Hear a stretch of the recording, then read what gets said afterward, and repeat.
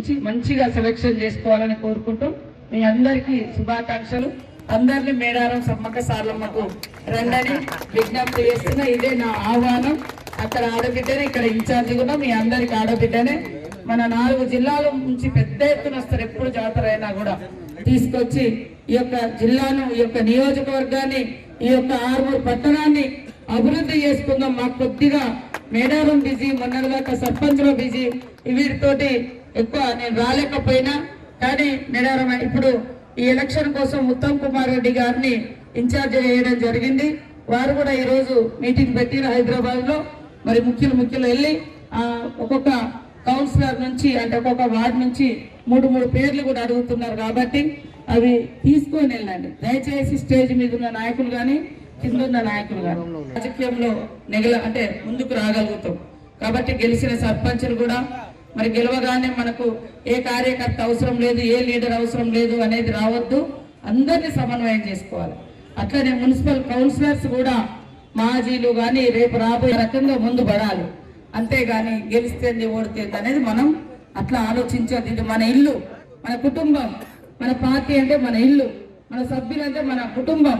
కాబట్టి కుటుంబానికి ఎంత ప్రయారిటీ ఇస్తామో మనకింత గౌరవాన్ని ఇచ్చే పార్టీని కూడా, పార్టీ సభ్యులను కూడా అంత గౌరవించుకోవాలి.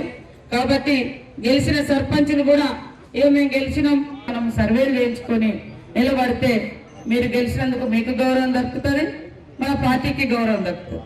మీరు ఓడిపోతా అయినా కూడా నాకు టికెట్ ఇవ్వండి అని నిలబెట్టుకుంటే మీరు ఓడిపోతారు, పార్టీ కూడా ఓడిపోతారు.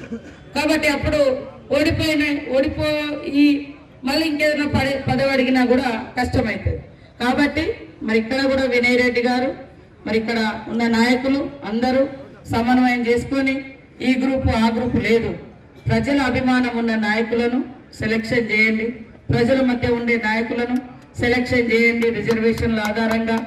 అట్లా పార్టీ జెండా గెలవాలి తప్ప ఇక్కడ సీతక్క మనిషి, అన్వేష్ రెడ్డి మనిషి, అందరం కాంగ్రెస్ జెండా కింద ఉన్నాం. కాబట్టి కాంగ్రెస్ జెండాను మనం ఎగిరేసుకోవడమే మనందరి లక్ష్యంగా.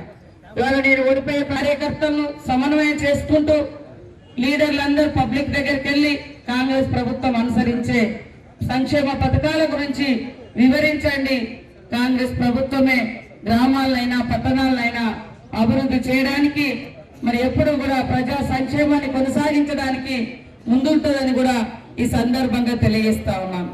నాయకులు చాలా మంది పోటీ పడతారు, కానీ ఒక్కరికే అవకాశం వస్తుంది. పోటీ పడేటువంటి నాయకులకు కూడా ఒకటే విజ్ఞప్తి, మనం ఏదో టికెట్ అడిగి తీసుకొని గెలిచి అంటే పుట్టిగా నిలబడి ఒక విడత రాబోతున్నాయి. ఇక్కడ వచ్చిన సర్పంచులు కూడా ప్రణాళికాబద్ధంగా గ్రామాలను అభివృద్ధి చేసి ఆదర్శవంతమైన గ్రామాలుగా తీర్చిదిద్దాలని నూతనంగా ఎన్నికైనటువంటి సర్పంచులు అందరినీ విజ్ఞప్తి చేస్తా ఉన్నాను. ఇంకా ఎలాంటి పనులు కావాలి, ఏం కావాలి అనేది కూడా మీకు ట్రైనింగ్స్ కూడా పెట్టడం జరిగింది. 19వ తారీఖు నుంచి ట్రైనింగ్ ఉంటేనే ఏదైనా తెలుస్తుంది. కాబట్టి ట్రైనింగ్స్ కూడా ఇస్తా ఉన్నారు.